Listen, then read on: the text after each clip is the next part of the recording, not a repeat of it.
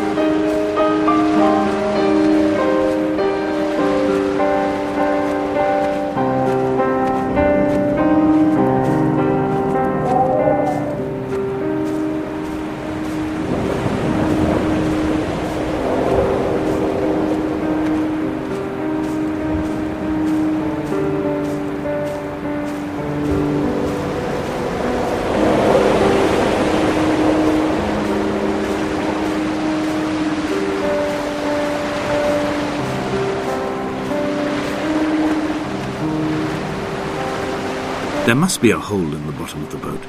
How else could new hermits have arrived?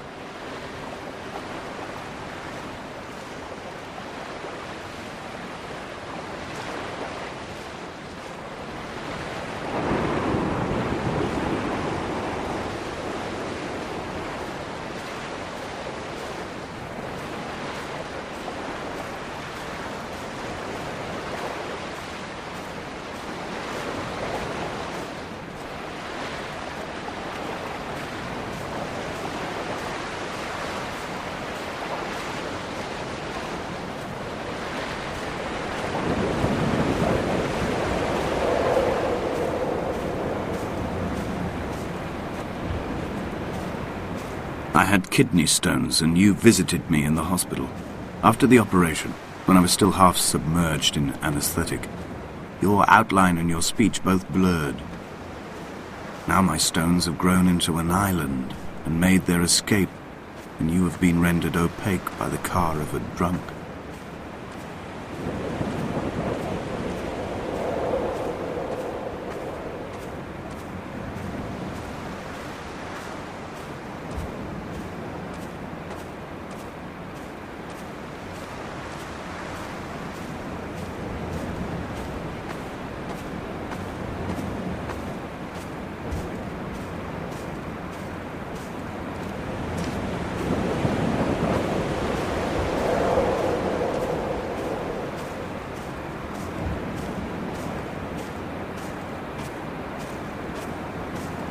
What charnel house lies at the foot of this abyss? How many dead shepherds could fill this hole?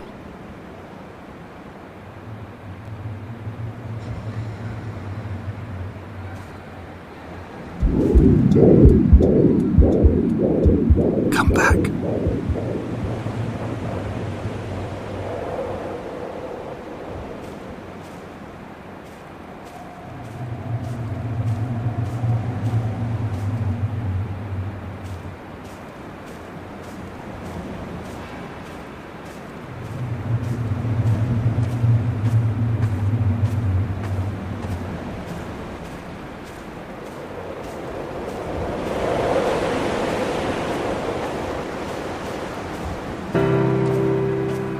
I've begun my ascent on the green slope of the western side. I've looked deep into the mountain from the shaft and understood that I must go up and then find the way under. I will stash the last vestiges of my civilization in the stone walls and work deeper from there. I'm drawn by the aerial and the cliff edge. There is some form of rebirth waiting for me there.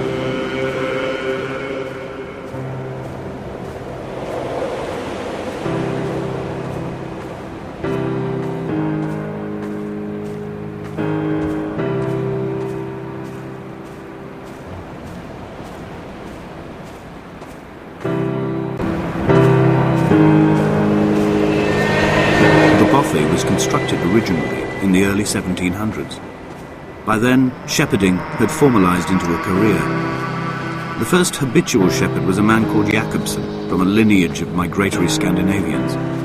He was not considered a man of breeding by the mainlanders. He came here every summer whilst building the bothy, hoping eventually that becoming a man of property would secure him a wife and a lineage. Donnelly records that it did not work. He caught some disease from his malcontented goats and died 2 years after completing it. There was no one to carve white lines into the cliff for him either.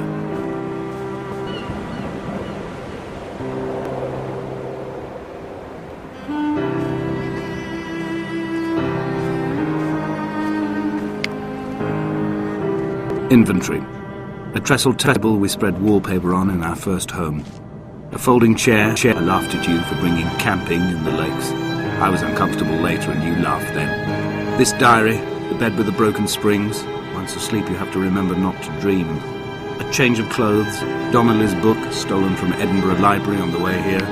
I will burn them all on the last morning and make an aerial of my own.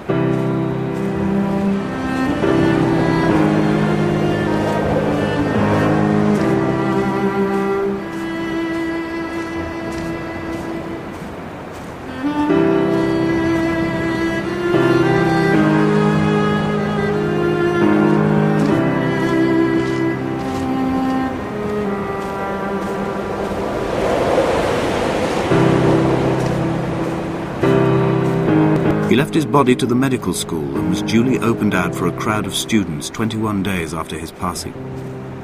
The report is included in my edition of his book. The syphilis had torn through his guts like a drunk driver, scrambling his organs like eggs on a plate. But enough definition remained for a cursory examination, and, as I suspected, they found clear evidence of kidney stones.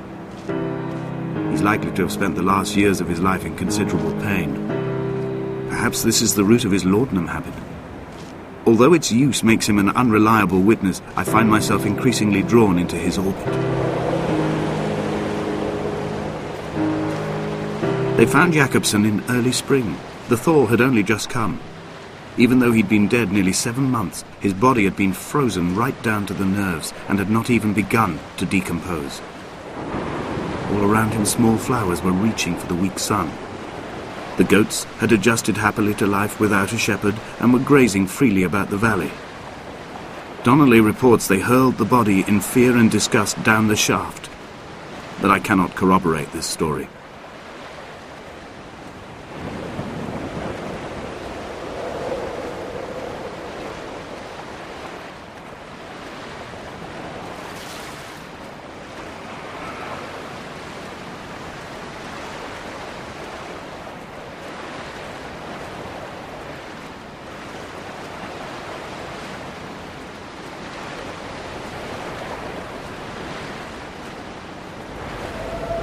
Climbing down to the caves, I slipped and fell and have injured my leg. I think the femur is broken. It is clearly infected. The skin has turned a bright, tight pink, and the pain is crashing in on waves, winter tides against my shoreline, drowning out the ache of my stones. I struggled back to the bothy to rest, but it has become clear that there is only one way this is likely to end.